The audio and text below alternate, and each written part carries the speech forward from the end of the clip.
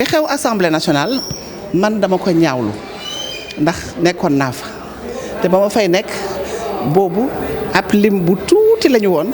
ci député li ñuy wax non inscrit dama ñëw ñu wax may leen da ngeen may bàyyi ba ma honoré man bëgguma woon sax ñu may wooyee honorable député. honorable député kenn du ko wooyee sa bopp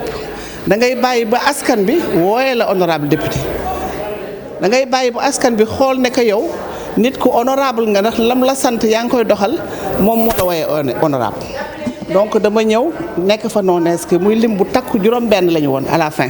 9 la ñu woon mujj gi ñu créé deuxième groupe parlementaire bi ma doon wooyee libéral bis ak Mamadou Diagne Fada donc ñu nekk juróom-benn amul luñ ma fa deful amul luñ ma fa waxul amul lu ma fa déggul wax ju ñaaw bu nekk def nañ ko perturbé nañ ma ba sonn waaye man dama xamoon la ma fa andi xool na ñii maat ñoom bokkuñu gis-gis bokkuñu doxalin man li ma andi mooy sama askan donte benn sénégalais jëloon na kartam jóge këram ñëw dugalal ma benn enveloppe rek ci urne bi rek waroon na tax ma xarti ma def ci lu nekk moo taxoon nag daaw ma déglu su ma nekkee di intervenir sax ci tribune bi suñ may wax ju ñaaw ñi koy wax yàlla xam na ne du ma dégg sax li ñuy wax parce que plénière dafa nekk moment boo xam ne ci ngay rendre compte liñ naan ci ngay delloo sa askan njukkal yaa ngi koy liggéeyal di waxat ministre bi ci affaire yi wërgu yaram di waxat ministre ci waxee yore ni Sénégal di waxat ministre ci fànn yépp moment boobu dafa nekk moment boo xam ne askan bee ko moom da nga ko war a delloo njukkal mu war a xam li nga fa nekkee nga war ko fa nekkal kon nag moment boobu mënuma comprendre nit bàyyi liggéey boobu yéeg ba ci tribune bi bàyyi liggéey bi jàkkaarloog askan bi bàyyi askan bi abandonné askan bi da wàcc ci suuf jubali doomi aadama naan da nga koy dóor doonte góor la wala jigéen la bu doon góor tam nii laa koy waxee. Ce qu'il faut dire et c'est important c'est que nous ne pouvons plus faire machine arrière. Un cadre juridique a été mis en place, des engagements sont pris et nous avons une loi pourtant qui doit être parfaite, qui doit être révisée. Parce que comportant même avec son décret d'application des plages de discussion, alors qu'on a parlé de loi sur la parité absolue, qu'il faut absolument respecter. Et aujourd'hui, à l'épreuve de la pratique, plénière dafa nekk moment boo xam ne ci ngay rendre compte liñ naan ci ngay delloo sa askan njukkal yaa ngi koy liggéeyal di waxat ministre bi ci affaire yi wërgu yaram di waxat ministre ci waxee yore ni Sénégal di waxat ministre ci fànn yépp moment boobu dafa nekk moment boo xam ne askan bee ko moom da nga ko war a delloo njukkal mu war a xam li nga fa nekkee nga war ko fa nekkal kon nag moment boobu mënuma comprendre nit bàyyi liggéey boobu yéeg ba ci tribune bi bàyyi liggéey bi jàkkaarloog askan bi bàyyi askan bi abandonné askan bi da wàcc ci suuf jubali doomi aadama naan da nga koy dóor doonte góor la wala jigéen la bu doon góor tam nii laa koy waxee nii laa koy farloo parce que loolu abandon la de la mission parlementaire loolu bàyyi sa li la fa tax a ñàkk a xam li la tax a taxaw Assemblée nationale pour man loolu la léegi nag loolu naka lañ koy fajee formation ku xas ba yegg si te xamuloo woon dañ la war a xamal la ne yow yaakaar la askan bi nekk ci yow même ñi la votelul ñi la fa yóbbul sax dañoo am askan ci yow donc lii dama koy ñaanlu di ko naqaru vraiment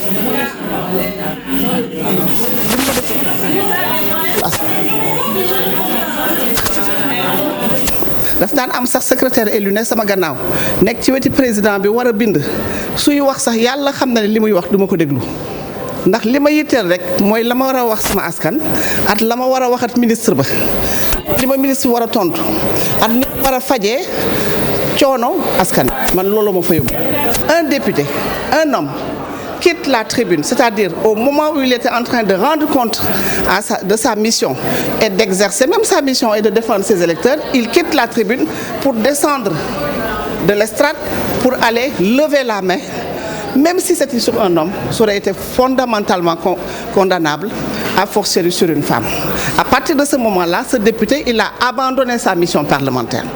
Logiquement, il devrait démissionner devant le peuple sénégalais. Si le mandat était impératif, on l'aurait immédiatement déchu. Ça ne fait aucun doute. Et nous parlons parce que nous avons été parlementaires. Moi, personnellement, j'ai subi toutes sortes de brimades, toutes sortes d'invectives, toutes sortes de termes de mépris étant à l'Assemblée nationale. Mais je n'ai jamais pensé même répondre, surtout quand j'étais en plénière, pour rendre compte au peuple, à fortiori, descendre aussi bas pour aller porter un coup. À partir de ce moment-là, le député a abandonné le peuple, il a abandonné sa fonction de représentation, il a abandonné sa mission parlementaire et il devrait même logiquement démissionner. Il n'a plus sa place à l'Assemblée nationale. Donc, c'est vous dire que les femmes ont toute leur place à l'Assemblée nationale. Maintenant, le problème de la formation de toutes les femmes, mais également de tous les hommes. Parce que quand on parle de parité, ça ne s'applique pas, encore une fois, exclusivement aux femmes. Il faut comprendre que lorsqu'il y a une liste, et nous l'avons fait ici à Dakar,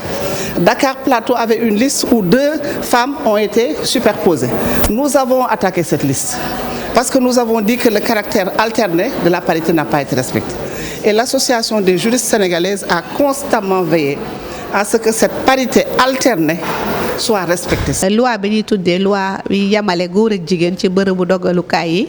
gisuñu ne respecté nañ ko loolu tax na ba bi ñu génnee ci élection locale ak législative bi ñu def ay taxaw seetlu ñu ne loi bi de bi ñuy def liste yi nemmeeku nañ daanaka fépp appliqué nañ ko waaye li ñu gën a nemmeeku nag mooy bi ñuy fal commission yeeg bureau yi respecté wuñ loi bi loolu tax na ba ñun tamit ñu ne nañu waxtaan bu ñuy waxtaan ñu seet lan moo tax ba loi bi kenn respecté wu ko ak li tax ba respecté wuñ ko nan la ñuy def ba beneen yoon ñu respecté ko waaye ànd ak loolu yëpp ñu gis ne mbir mi du mbiru yoon kese dafa laaj ñu gunge jigéen ñi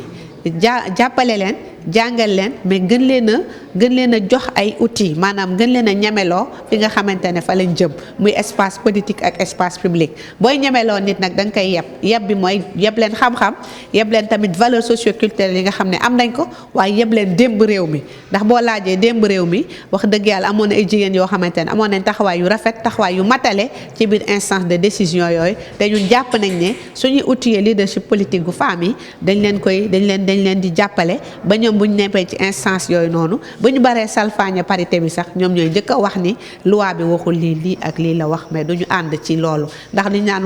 lëkk lekkee alom na ko gërëme coy bu loi parité amul woon jigéen ñu bari duñ nekk ci instance de décision yi kon moo tax ñu jàpp ne jigéen ñooñu tey nekk ci biir instance de décision yi c'est grâce à la loi sur la parité ñoom tam naka la ñuy asseoir leadership politique ba nga xam ne duñu réccu lan moo taxoon ñu am loi sur la parité defe naa ci waxtaan yu mel noonu la ñu woo woon tey moo xam nguur gi la direction générale des élections woo société civile woo universitaires yi ñu bokk ñun ñëpp waxtaan ba mën a tënk loo xamante ne buñ ko jëmaalee dina amal parité njariñ waaye dina amal suñu démocratie njariñ ndax démocratie moom mooy doxal réew bu réew amul démocratie defe naa ne li ñuy wax état de droit du mën a taxaw